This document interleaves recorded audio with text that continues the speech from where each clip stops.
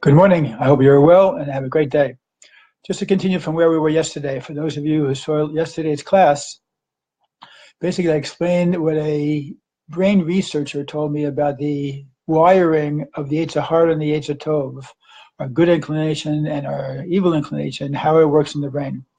And how, in a certain sense, the evil inclination has a little bit of an advantage because there's a part of the brain that is naturally programmed to be able to react to any type of stimuli. And it gets aroused. And it gets aroused from all different types of things. I remember once I was interviewing Jesse Jacobson years ago, and he made a comment that our brain is like a cesspool. And I was a little shocked and taken aback by it. But really, that potential is there because every little thing that happens can basically bring about schmutz in our mind. And according to that idea, the Yetzer Hara really has a seeming advantage.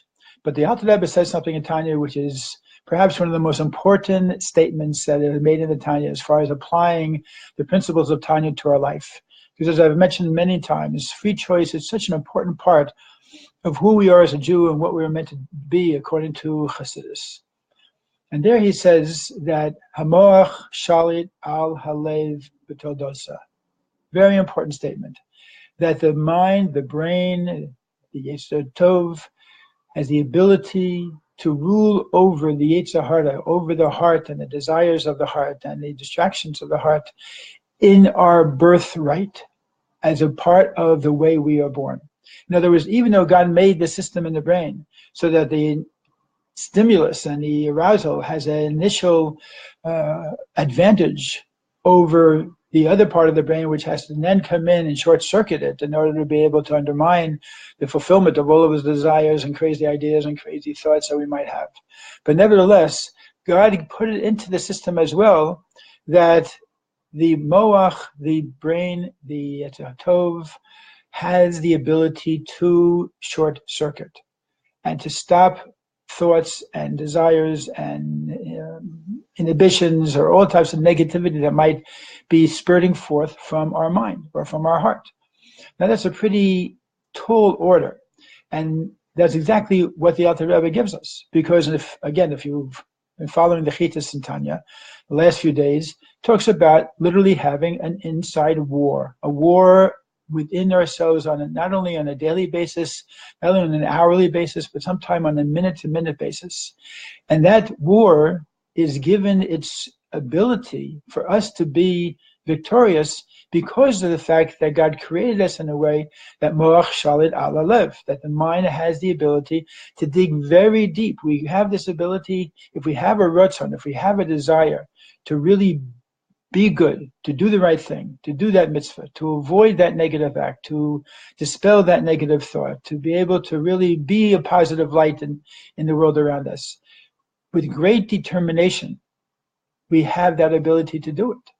And we should know we have that ability. And not only that, but the Alter Rebbe goes on and says that in a case where, let's say, it seems as if both forces are equal one to the other, Hashem Ozra, he says that God himself will come along and help the Yetzer Tov, help your good inclination, and help your desire to be good, and help you to overcome the negativity within us.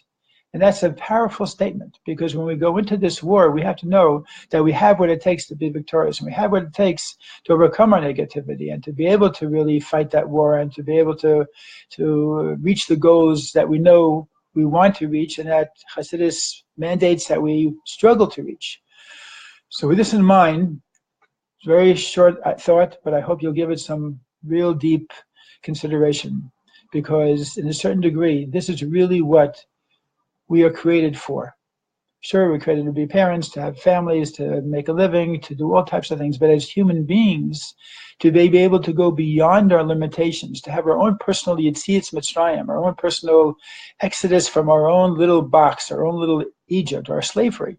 And it's really what it is, our slavery to these negative thoughts and the negative parts that are within us, which in so many cases rule people, because when people don't know that they have a Yetzer Hara and a Yetzer Tov, they don't think of themselves as having two different forces from within them, then any thought that comes to mind, that's part of me. And if it's part of me, so why shouldn't I do it? It's only when we introduce the idea that there is a struggle going on from within, that a person understands that, okay, and in that case, that I really do have to be part of the struggle. Dr. Rebbe gives another great example, which I love, which is that if a person is, let's see if I can remember this, if a person is in shul on Yom Kippur, and they think that they're at the height of their holiness, and it's going to be kol nidre, and all of a sudden they have this machshava zor, this terrible thought that comes down into their mind, and they think and they look at themselves in the mirror and say, "You hypocrite! Who do you think you are? You're trying to be this holy roller on Yom Kippur and think that you're such a great dedicated Jew, and at the same time you're thinking these negative thoughts. What a hypocrite." So the Alter Rebbe says, no, not at all. He says, to the contrary. He says, at a time that we really strive to be holy and do the right thing and try to be victorious in this battle, that's the time that the Yetzer Hara and the negativity from within us also strengthens itself in order to be able to bring us down and to cause us that sense of weakness or that sense of feeling hypocritical. So the bottom line is this. We are responsible for our thought, our speech, and our action.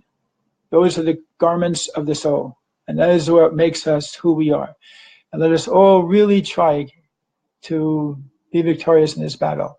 Very often I'll tell somebody who comes to me that they have struggles spiritually, whatever it might be. I say, you know what, try an experiment. Don't even go for the big stuff. Go for the small stuff. And when you have a thought, learn what it means to be able to overcome a negative thought. Because a lot of people never struggle with these things. And a lot of people just go with the flow, or they don't even know what it means to be able to struggle with your interior and struggle with your thoughts and your speech, and no less your actions. So do the little struggle. Now try the little things and see the sense of victory you'll have, the sense of accomplishment you'll have when you really do succeed in overcoming something negative from within you. And then you'll take it step by step by baby step, until you're able to take on the bigger things in life, those things that really you feel are eating at you from inside and are really causing problems inside. Things you don't want to have, arrogance you don't want, or anger you don't want, or other feelings, or the things that you say on a regular basis, which you know are the wrong things to say. And step by step, you'll see how you'll be able to bring a lot of light into your life and really be able to change yourself for the better. And hopefully by this Pesach, which is only a little more than a month away, we'll be able to really sit at the Seder and say, you know what, I really feel like a free person. I really feel that I've freed myself from this internal slavery, or at least I'm on the path to be able to be a much better person. Have a great day, and we'll be in touch.